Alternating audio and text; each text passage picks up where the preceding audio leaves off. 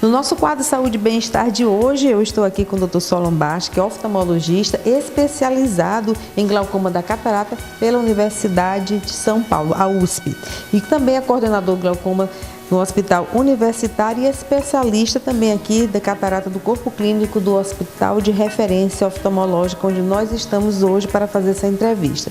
E o assunto de hoje é sobre glaucoma, uma das especialidades deles, é lógico. E nós vamos começar a falar, saber o que é glaucoma, que muita gente não sabe, ouve muito falar, mas não sabe o que é glaucoma. E bem-vindo ao programa NOB explicar aí pra gente sobre o glaucoma.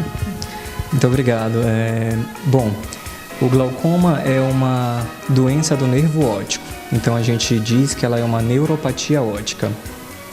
É uma doença do nervo óptico, que é uma estrutura que fica na região posterior do olho, e essa doença cursa com a morte das células das camadas de fibras nervosas e das camadas de células ganglionares, o que vai fazer com que o paciente tenha, com a evolução da doença, perda do campo visual, perda do campo de visão. Essa perda ela começa na periferia da visão e ao longo do tempo, com o desenvolver da doença, ela vai migrando de forma centrípeta, que é quando ela migra da periferia para o centro, até resultar numa ilha de visão central. E em casos mais avançados, ela pode chegar até mesmo à cegueira total e irreversível. Que pessoas podem desenvolver o risco de ter um glaucoma? Sim, tem que ter muito cuidado porque é uma doença, na grande maioria das vezes, adquirida, é uma doença que não tem cura, então o tratamento ele visa preservar a acuidade visual a partir do único fator de risco que a gente consegue manipular, que é a pressão intraocular. E aí, respondendo já a tua outra pergunta, o aumento da pressão intraocular é o principal fator de risco para a doença, portanto, as pessoas que têm pressões intraoculares em níveis elevados, a gente convém dizer que níveis acima de 21 milímetros de mercúrio são os níveis considerados elevados, esse é o principal grupo de risco para o desenvolvimento da doença. Além da pressão intraocular elevada, pessoas que têm altos graus de miopia também têm uma chance maior de desenvolver a doença. Pessoas que têm idade acima dos 40 anos, a gente tem uma associação positiva e exponencial, ou seja, quanto mais idade acima dos 40 anos, maior a chance de desenvolver a doença também. Pessoas que têm uma característica peculiar nos olhos, que são as córneas finas, as córneas que têm espessura mais fina, são pessoas que também têm maior chance de desenvolver a doença. Pessoas da raça negra, então a raça também é um fator de risco para a doença. As pessoas que apresentam vasculopatias, que são hipertensão, diabetes, são pessoas que têm também uma chance um pouco maior de desenvolver a doença. E um fator de risco muito importante, que é a história familiar. Então quer dizer que a criança ela já pode nascer, um bebê já pode nascer com glaucoma? Certo, aí é uma outra entidade, é um outro tipo de glaucoma, porque na maior parte das vezes, quando a gente fala de glaucoma, a gente está falando do glaucoma primário, dos glaucomas primários. A gente tem os glaucomas primários, a gente tem os glaucomas secundários e a gente tem uma terceira forma que são os glaucomas congênitos. Os glaucomas congênitos são uma forma de glaucoma em que o bebê já nasce com glaucoma. Ele desenvolve a doença no período intrauterino, no período em que ele ainda está no útero materno.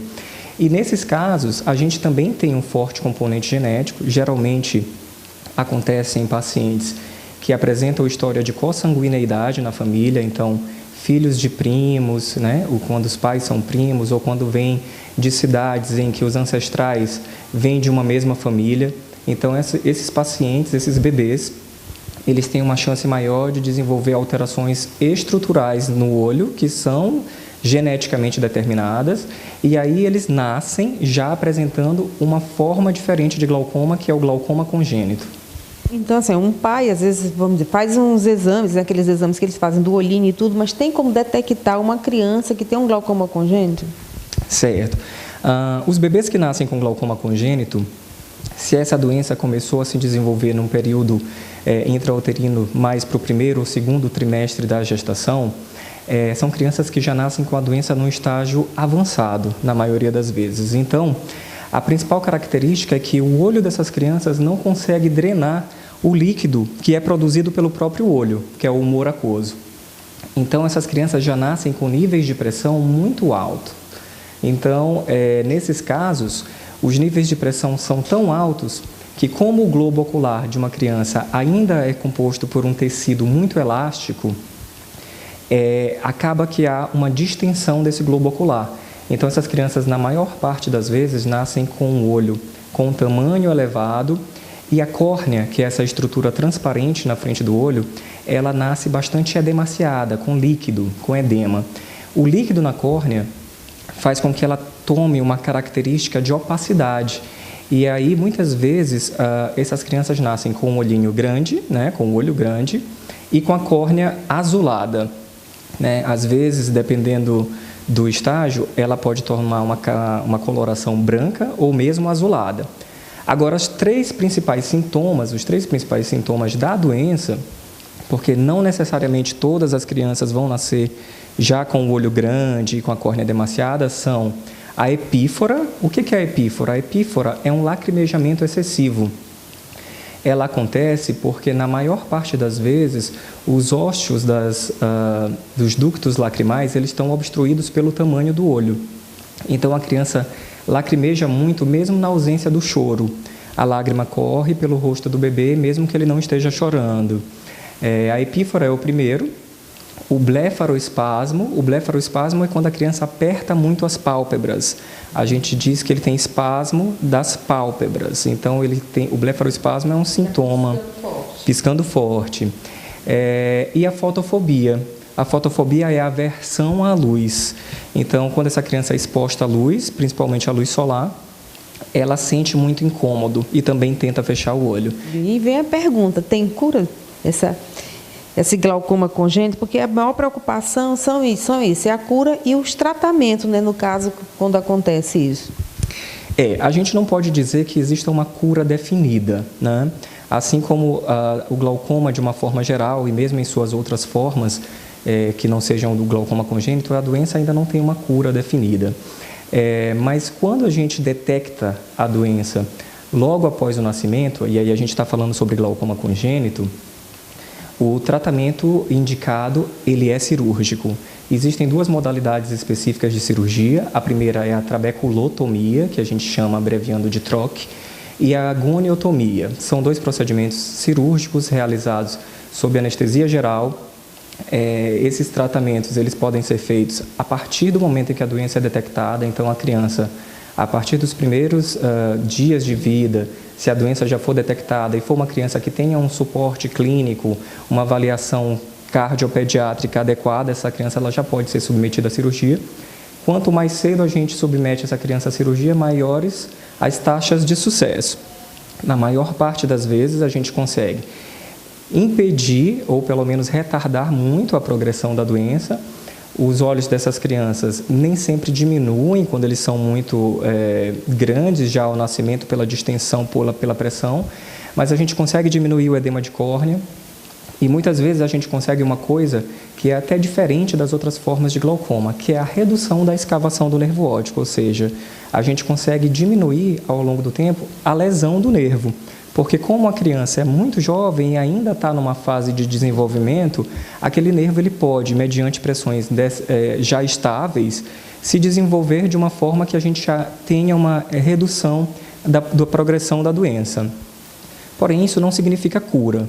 Muitas vezes, essas crianças, ao longo do tempo, elas progridem para a perda de campo visual e, em muitos casos, elas podem evoluir a cegueira também.